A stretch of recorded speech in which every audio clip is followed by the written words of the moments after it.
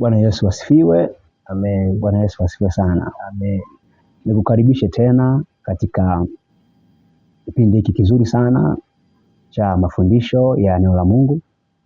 Naitwa Mchungaji Petro Biki. Mungu amenipa neema na kibali leo cha kuwa mbele yako na kuachilia ujumbe ambao Mungu ametaka mimi na wewe tuweze kujifunza kwa pamoja na tuweze pia kusikiliza, lakini zaidi sana tuweze kufanyia kazi. Amen. Sitakuwa peke yangu katika siku ya leo. Yuko na mtumishi wa Mungu, Mwalimu Florian Kavilwa, ambaye Bwana amempaka mafuta kwa ajili ya kutumika kwenye huduma ya ualimu. Ujumbe ambao Mungu ametupa leo wa kujifunza una kichwa kinachosema kupanda na kuvuna. Kupanda na kuvuna. Yes. Kupanda na kuvuna ni kanuni ya mfumo wa maisha inayomaanisha kwamba kila unachofanya leo kina matokeo yake kesho. Kwa lugha nyingine, unachokifanya leo ni mbegu. Yaani unachofanya leo ni mbegu ambacho siku ya kesho utavuna. Kwa hiyo chochote ambacho unachokipanda leo, unachokifanya leo, hiyo ni mbegu kwa ajili ya kuivuna siku ya kesho. Bwana Yesu asifiwe sana. Amen. Kwa hiyo kupanda ni kile unachoweka. Iwe ni matendo, maneno, iwe ni sadaka unayotoa ama juhudi ya jambo lolote lile unaolifanya. Kwa hiyo sio kupanda mahindi. Kupanda sio mahindi. Sio kupanda useme ninapanda mboga mboga. Hapana. Ninazungumzia matendo unayoyafanya leo yatakupa matokeo siku ya kesho.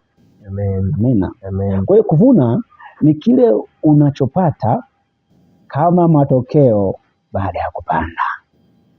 Haleluya. Amen.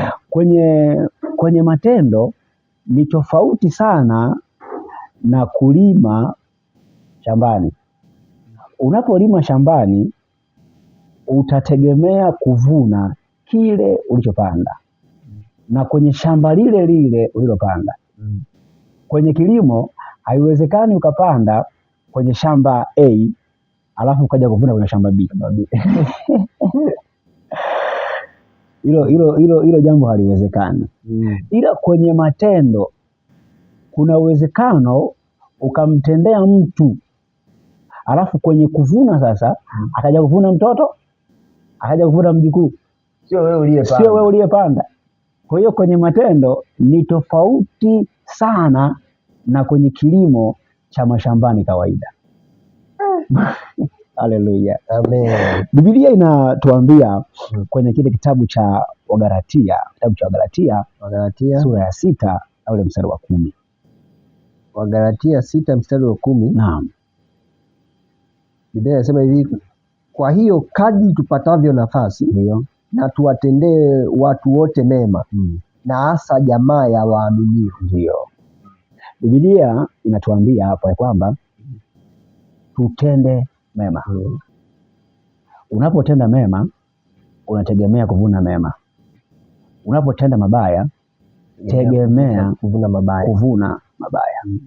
Kwa hiyo hayo mema, ngoja hapo nipeke pazuri hapo kidogo.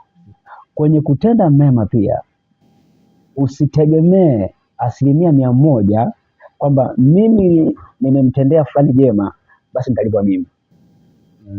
Kwa hiyo inawezekana wewe ukawa unafanya mema makubwa, unawatendea watu mambo mazuri sana, alafu matunda sasa ama mavuno akaja kupata mtoto wako, akaja kupata mjukuu, akaja kupata kitukuu chako, na hivyo hata kwenye mabaya. Bwana Yesu asifiwe sana. Amen. Haleluya. Amen. Tukiangalia kitabu kile cha Samueli wa pili ile sura ya 9 mstari ule wa 1 mpaka mstari wa 9.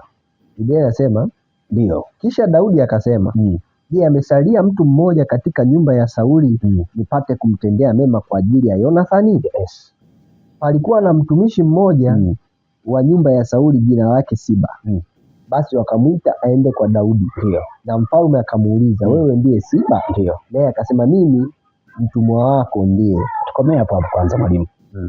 Daudi ameshajipata, ameshakuwa mfalme, akamkumbuka rafiki yake Jonathan, yule aliyemfanyia mema kipindi cha baba yake Sauli. Yes. Ni kisa ambacho tunakifahamu sana.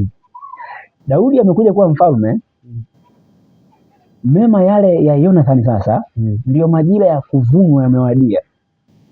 Kwa hiyo Daudi akauliza kwamba hivi kwa Jonathan, ninajua kama Jonathan amekufa, hivi hamna aliyesalia kwenye uzao wake ili avune alichopanda baba mtu?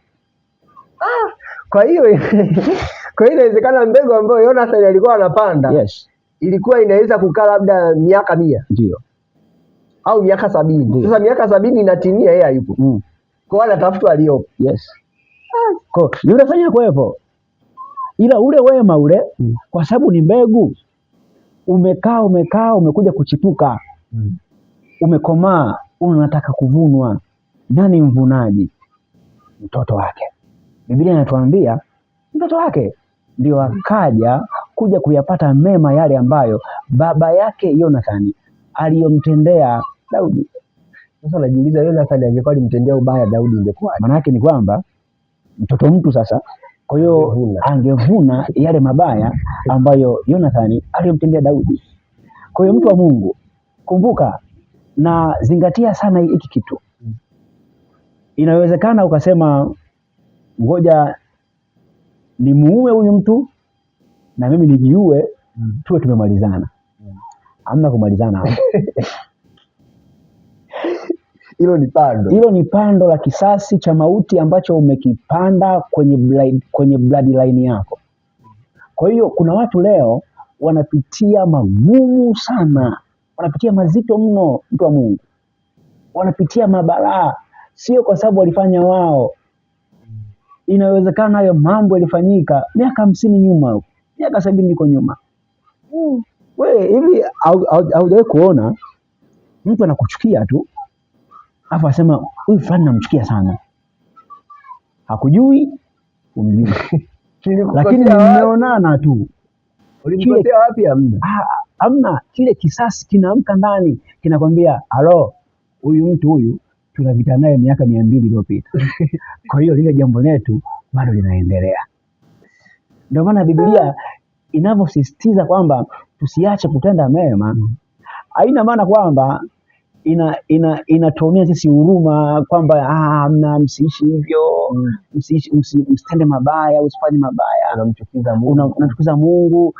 Kwa sababu ukifanya huo ubaya huo umemkosea mtu, si ndio? Umemkasirisha Mungu, lakini utakuja kuvuna kama sio wewe basi kwenye uzao wako. Kwa hiyo inawezekana wewe ukaenda mbinguni, ila ulioacha huko duniani umewachia vita ambayo haiji kumalizika leo wala kesho, na wao wenyewe hawaelewi, hawajui kwamba hii kitu kimeanzia wapi, na hasa kwa kizazi cha sasa. Yes. Kwa hiyo chochote utakachokifanya ni mbegu, utakuja kuivuna.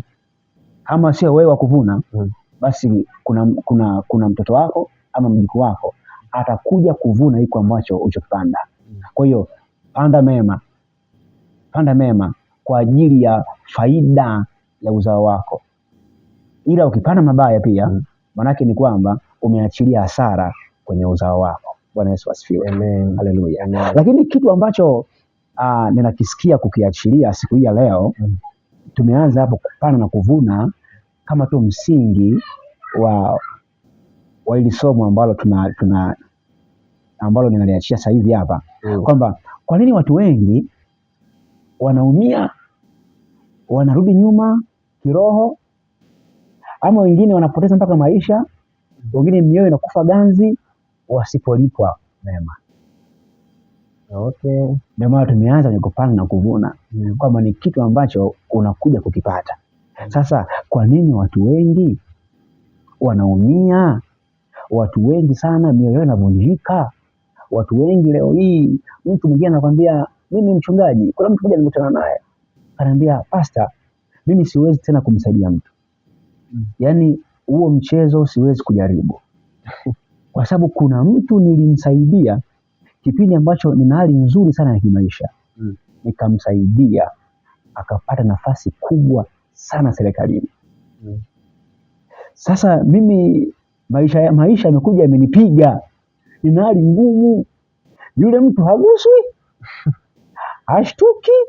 Alafu mbaya zaidi ni mtu ambaye apende asipende anamuona akiwasha TV, kwenye magazeti, kwenye mitandao, amna swali anakimbia. Kwa hiyo ananiambia, mchungaji, naumia sana. Hivi nini nifanye ili niweze kupona, lakini pia niweze kuwasaidia na watu wengine? Mbona nilipanda mema alafu sivuni hayo mema? Tunarudi pale kwamba unaweza ukapanda mema, ila hiyo mbegu uliopanda ya miaka 30, ya miaka 50, unataka uvune leo. Na ubaya wa mbegu ukipanda mpaka ife kwanza. Yes. Ndio yote. Amen. Kwa hiyo mwingine mbegu ambayo ya wema aliyopanda leo anajua hii ni mchicha hii. Baada ya siku 21 itazaa. Kumbe unaweza kawa umepanda mbegu ya wema leo, kumbe umepanda mbegu ya mtipoli. Kwa ili ije kutokea hiyo mpaka uje kuivuna, kuna kitambo hapo cha muda kinapita. Sahihi kabisa hizo. Amina, mtu wa Mungu. Amina sana. Kwa hiyo ndio Mungu akanisemesha, akaniambia, nataka kuponya watu wangu. Watu wangu wengi sana wamejikuta wameumia, wengine wamepata mapresha, wengine vidonda vya tumbo, wengine wamepata mpaka kisukari. Kwamba kuna mtu alimtendea jambo kubwa, alafu yule mtu amekuja amenyamaza, ametulia kimya kama maji kwenye mtungi. Haleluya. Na anamuona anapopitia wakati mwingine. Anamuona na simu apokei. Unamfuata anakwambia mwambieni hayupo na unasikia. Unafikiri hiyo inakurudia vipi kwenye moyo wako? Alafu bahati mbaya awe mtumishi tena wa Mungu.